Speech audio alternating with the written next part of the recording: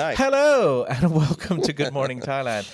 Today, we'll be talking about new political alliances, a case of medical negligence, and a little later, a visit from the Pope to Southeast Asia. It's Good Morning Thailand. I'm Jay. And I'm Alex. And let's get on with the news. Our first story today. Confusion surrounds Thailand's digital nomad visa amid embassy uncertainty. The Tourism Authority of Thailand's Destination Thailand Visa, DTV, aimed at digital nomads, is facing confusion among Thai embassies. Although the visa offers benefits like long stays and remote work, embassies are struggling to provide clear guidance. The Thai embassy in Kuala Lumpur is the only one fully informed, while others like in Laos, Sri Lanka, and Cambodia are vague and unprepared. Additional requirements such as proof of Thai property lease and financial statements add to the uncertainty. Applicants should be cautious of the potentially complex and costly process. I mean, Even when it's approved, even when it's ready to go. I get people in my DMs all the time asking me if I know what the hell's going on. Yeah. And no, I do not. And we try to cover this story. But even the embassies apparently don't know what's going on. So it would be nice to get some elucidation because tons of people want to take advantage of it. Well, the good news is that at least Kuala Lumpur seems to have its act together. It's only a matter of time, guys. Look, I'm not going to just give a Mayday parade on the embassies. They're probably asking the same questions you're asking and not getting a proper answer from the government officials. It's just how it is sometimes here in Thailand. Yeah, it is strange though because the embassies should all be sort of like, at least in America, they're all under the State Department, so they all get issued directives from the central area. So if KL has the answers, it's weird that the other ones don't. Exactly. I thought they'd all have like an internal system where like every month or week or they get a update on their Altea system saying you cannot fly to this country. These are the rules. Well, anyways, we'll bring some elucidation to you guys when we have it. But for now, just make sure you are getting the right questions, asking the right questions, and trying to get the right answers. And apparently Kuala Lumpur is your best bet for that. Look at you and your big words. Elucidation. Fancy schmancy. I gotta flex that college degree. It's gotta be good for something, right? Yeah. Well, anyways, let's move on to our next story. We're going into politics now. Yeah. Now, the Pheu Thai Party is dropping the military-backed party from its coalition. We'll see how that works out. Now, Thailand's Pheu Thai Party has decided to exclude the military-backed Palang Pracharat Party from its coalition government, signaling a rift within the alliance.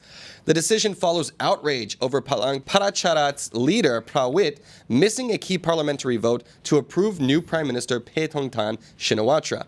Despite losing the 40 seats held by Palang Pracharat, Pheu Thai still expects a majority with over 300 of the 500 parliamentary seats, bringing in a splinter faction and the Democratic Party. Palang Pracharat's spokesperson criticized the move as a breach of their agreement. Ooh, scandals at the highest level. This is one of the military-backed parties. There's still Bum Jai Thai involved in this coalition, so it is interesting. But this is the guy that slapped the journalist last week, if you remember that. Yeah, General Prawit. Yeah. So apparently being left out in the cold, and a little unclear what kind of influence they will have if they are not part of the coalition. That'll matter to the military to the military who actually backs this party. Yeah. Time will tell. Did you see his reason? So his the politician who smacked the female reporter, his office kind of came out with a statement saying like, "Oh, he was just being playful. He's known her a long time." Yeah. Playful by getting angry on camera and assaulting her. Yeah, and it was a fair question. She was just asking, "Hey, why weren't you at the inauguration?" Actually, the question was more like, how was it? It was so general. Yeah, it didn't seem it seemed pretty innocuous. But now apparently him not being there has led to this actual splintering of power. So we'll see how Paetongtarn consolidates her power as she continues to settle in as the prime minister. Baby, bye, bye, bye. I feel like that should be a transition to everything. All right. Ladies and gentlemen, we're going to move on to our next story where a Thai man seeks justice after his wife dies from alleged medical negligence. A Thai man Anuwa Jarong is seeking justice after his wife Amina died from severe pneumonia following inadequate care at a hospital. Despite her critical condition, Amina was kept waiting for nearly an hour in the emergency room before being given a painkiller and sent home. Her condition worsened and she was readmitted to the same hospital but could not be saved. Anuwa blames the hospital's negligence for her death and is determined to hold them accountable. The incident has sparked widespread concern about medical care standards in Thailand. Now, Thailand, very big on medical tourism, have amazing hospitals. However, there's a very big difference between the private hospitals and the government hospitals. Indeed. And, I think in Western cultures, like at least particularly in America, we don't really go to hospitals per se. We have general practitioners. So you have like a family doctor that you go to that gives you much more personalized care, right? You only go to the hospital if it's an emergency situation, in which case they act pretty quickly. But here in this case, they're like, oh, you just need like a little painkiller, popped it in the mouth, sent her on her way.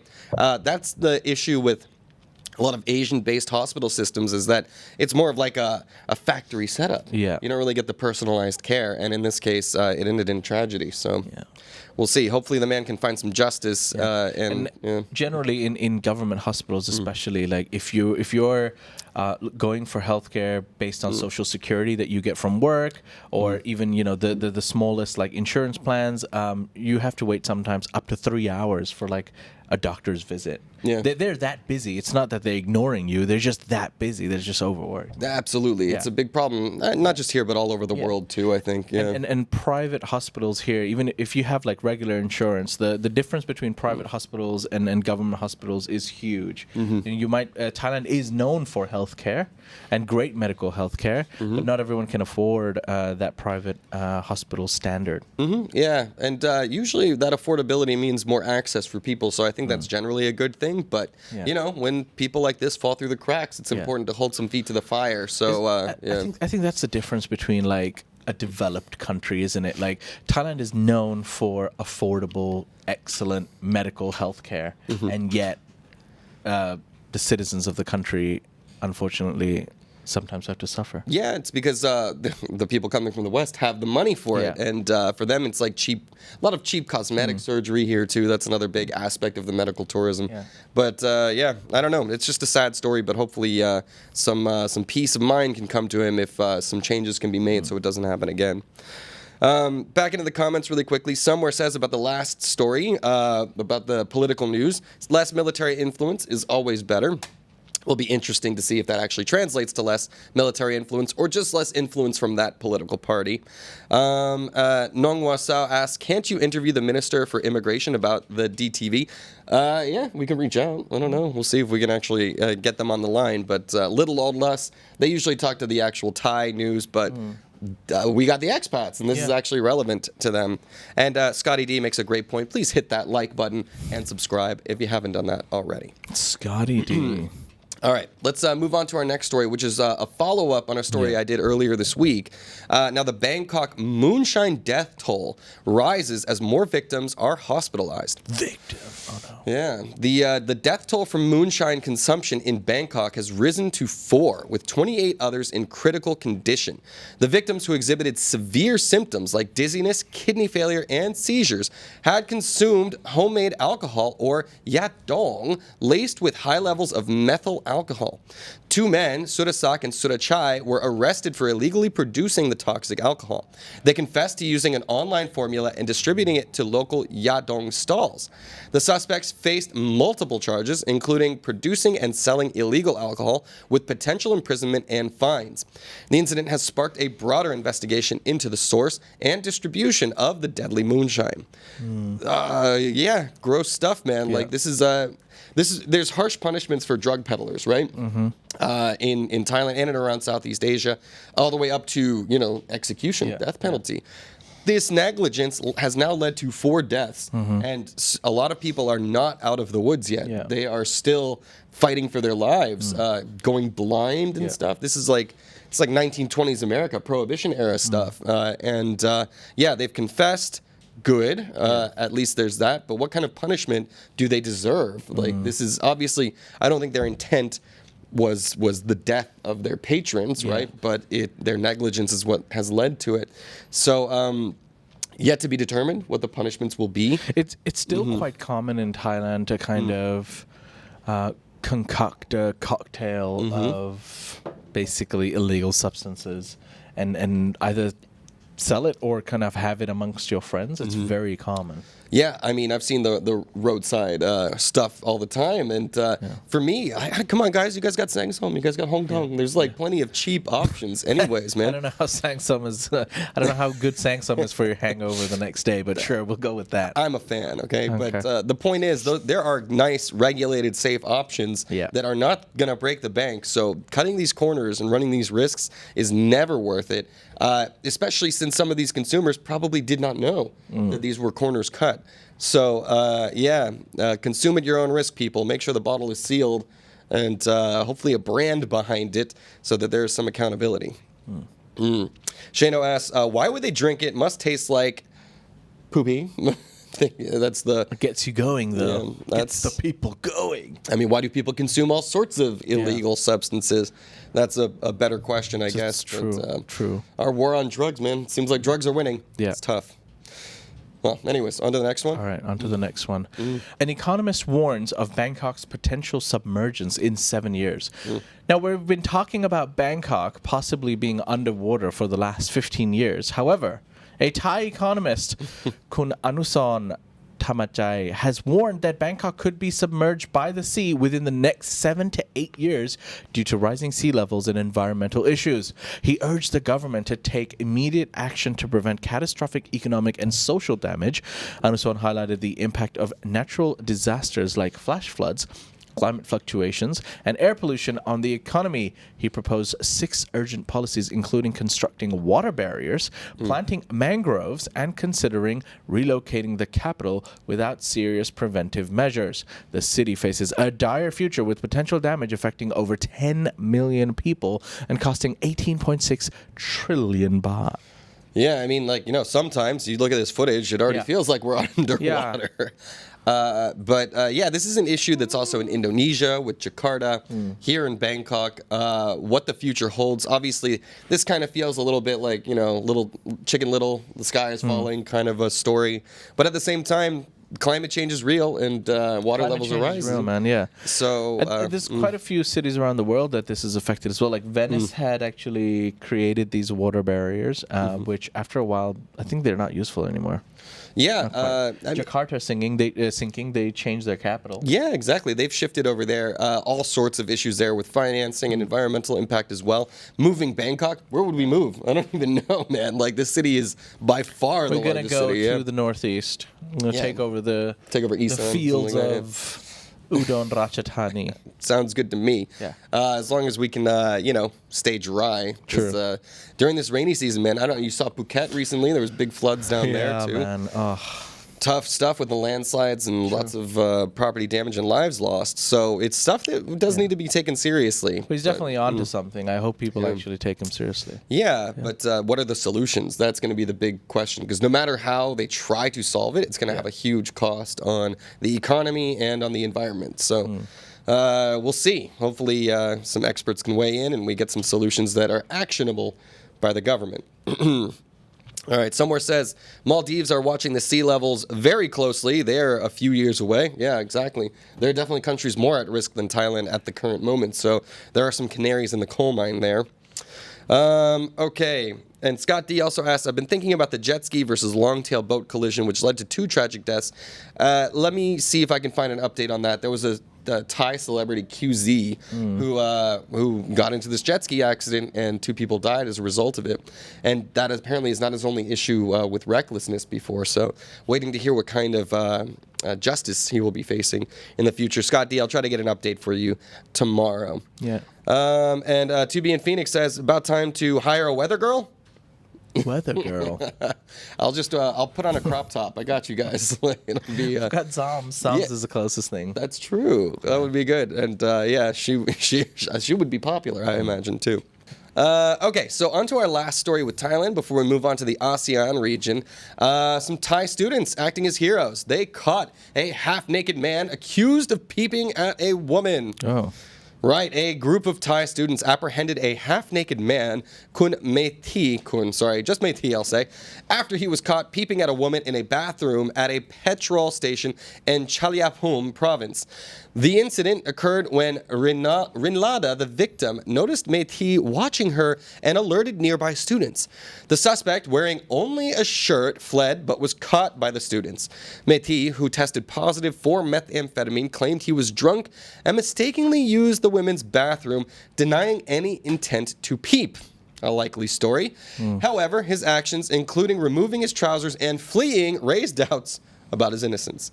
I think when the pants come off and the eyeballs are on somebody in a private moment, it's going to be hard to deny. Yeah. So, but yes, tested positive for drugs, alcohol. Guys, there are perverts everywhere. And look, a lot of the times, even locally, people are like, oh yeah, there's a lot of foreigners who come here and they're a bit perverted and they think they do this and they do that. There's a lot of local perverts. Oh yeah, too. Yeah, absolutely. Especially, it seems like the peeping Tom stories typically tend to be locals, at least. Hey, everybody loves a good voyeurism. Yeah, I mean, but save it for the TV shows and your online internet activities. Don't make victims of it in IRL or whatever. Euphoria. Very nice that the students came to her aid. She's like she rallied the cavalry and they chased him down. Hard to get away very far when you have your pants around your ankles too. So I can just imagine him trying to shuffle away and say I didn't do anything. But police caught him. One more pervert off the streets. And yeah, also we cannot ignore the fact that drugs were involved in this too. So, still remaining a problem here in Thailand, the issue of drug abuse and alcohol abuse too. So, we'll see. Hopefully, the girl is not too traumatized by the incident. All right, somewhere it just shakes his head. What else? The headline was a tongue twister. It is, but finally, Elliot says the drug guard. Yeah, it's tough. I don't know what that means exactly, but yeah. All right, guys. Well, that'll do it for our Thailand section. We're going on to our ASEAN Now section. You want to take us away? Yes, we're going to start with Malaysia, as Malaysia charges former PM Muhyiddin with insulting royalty. Former Malaysian Minister Muhyiddin Yassin has been charged with sedition for allegedly insulting the country's former king in a political speech on August the 15th. Muhyiddin, who led Malaysia from 2020 to 21 and is now an opposition leader, pleaded not guilty. The charges stem from his questioning why he was not invited by former King Al-Sultan Abdullah to become prime minister after the 2022 general election, despite claiming sufficient support. The Sedition Act under which he is charged is from the colonial era, and if convicted, he could face up to 3 years in prison and a fine. Muhyiddin is also facing separate corruption and money laundering charges, which he has called politically motivated. Well, a little bit of Les Majest over in Malaysia, too. So controversies at the highest level of Malaysian politics still going on. This was the prime minister, leader of the country, who also received enough votes to continue being the prime minister, but apparently some internal conflict between him and the royalty kept him from ascending to that highest level again. Really only 1 or 2 years in power, so that's not even enough time to really make sure enough of your policies have been enacted and you have like a proper run at your seat of power. But seems like he just pissed off the wrong people. I don't know. Anyways, we'll see if he actually goes to jail. But not the only charges against him too. Money laundering, other I feel like every political minister in Asia has some sort of charge. Happens a lot, doesn't it? We've talked about it here in Thailand. No one's ever said he's a lover. He's just a really kind guy. I know, dude. I charge him with too much love for the people. Makes me wary of getting into politics, that's for sure. Even here in Thailand, right, you saw, even with Pita, who's very popular, like a populist guy, there were some drummed up charges about his ITV connections and stuff like that. Oh, they tried so hard. I mean, they eventually succeeded. Yes. That's the sad part. He's not in the country right now, so he's kind of in exile. He can't run for office again for like another amount of years. That's 10 years. It'll be irrelevant after 10 years. Yeah. Maybe he won't. Who knows? Who knows? I mean, hey, if Shinawatra can do it, I don't know why that's off the table. But we'll see. Yeah. Well, moving on to some brighter news, I guess, some religious news we have going on. Pope Francis is set to visit Indonesia's largest mosque on an interfaith trip. The Pope is coming. Yeah. Pope Francis will visit Indonesia's Istiqlal Mosque, pardon my pronunciation, on September 3rd, marking the start of his Asia tour with an interfaith meeting in Jakarta. The Pope, known for promoting religious dialogue, will meet representatives of Indonesia's 6 officially recognized religions, including Islam, Buddhism, and Christianity. His visit aims to address growing challenges to Indonesia's image of religious tolerance amid increasing intolerance. The mosque's proximity to the Our Lady of the Assumption Cathedral symbolizes peaceful coexistence. This will be Francis's first stop in a four-nation tour, emphasizing the importance of interfaith harmony in the region. Absolutely true. I mean, there's so many different religions that are very dominant within Southeast Asia. I can't think of a more religiously diverse region in the world than Southeast Asia is. Between like Malaysia and Indonesia having more Muslim influence, you have Thailand, Cambodia, very Buddhist, Vietnam, atheist, I think, and then the Philippines, strongly Catholic too. So a person like the Pope Francis, who is largely seen as a unifying figure in the world, will have a lot to say and will hopefully have a positive impact on, the ever-present conflicts of interreligious, friction, I guess we could say. Yeah. That's about it. Wait, we have one more story. We got one more story. All right. Head on to it. Yeah. Let's talk about Vietnam. All right. Well, Vietnam emerges as a top budget-friendly travel destination in Southeast Asia. Ladies and gentlemen, get your wallets ready. Vietnam has emerged as a top budget-friendly travel destination, surpassing Thailand and Malaysia, thanks to its weak currency and a strategic visa-free travel initiative for 52 countries.